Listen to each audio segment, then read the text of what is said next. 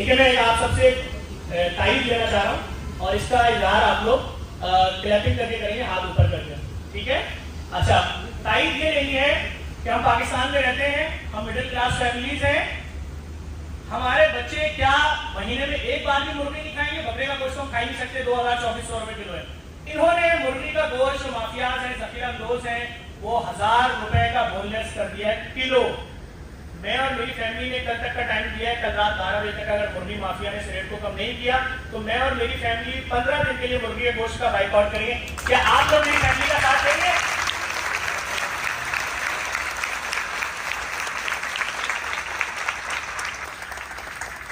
अगर आपका शौहर, भाई, बाप घर में मुर्गी ले भी आया, अगर हमने बाइकआउट का ऐलान कर दिया तो क्या आप उस मुर्गी को पकाएंगी?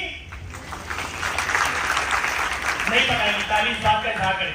अगर हमने 15 दिन अपनी शादी दिया, आपने किचन में ये मुर्गी नहीं पकाई, ये केमिकल लगी मुर्गी होती है, इंजेक्शन से तैयार होती है, 40 दिन में तैयार हो जाती है। इसमें क्या क्या मुसीबतें हैं वो टॉपिक ही नहीं है मेरा। ये आपको क्या क्या बीमारियां देकर जा रही है मेरा टॉपिक ही नहीं है। लेकिन 40 दिन के अंदर बिकना जरूरी है और अंदर 45 दिन में खुद मर जाएगी।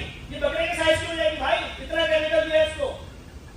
तो अगर आपने ये नहीं खाई तो ये इंसान बन जाएंगे और उसका रेट नीचे आएगा। तो मैं एक आखिरी दफा आपसे पूछ रहा हूँ, वीडियो बन रही है, आपको तालियां बजाकर बताना है। अगर मैंने कल ऐलान किया रात 12 बजे कि 15 दिन मुर्गी का बाइकआउट है तो आप सब मेरा, मेरी बहनें साथ देंगी?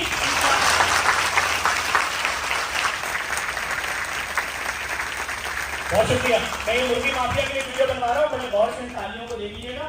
ये तालियां ज़खीरा अंदोजों के मुंह पे थप्पड़ के बराबर है। ये हमें जीने का हक दे दो। ये तालियां इस बात की गुजारिश कर रही है कि हमें जिंदा रहने दो।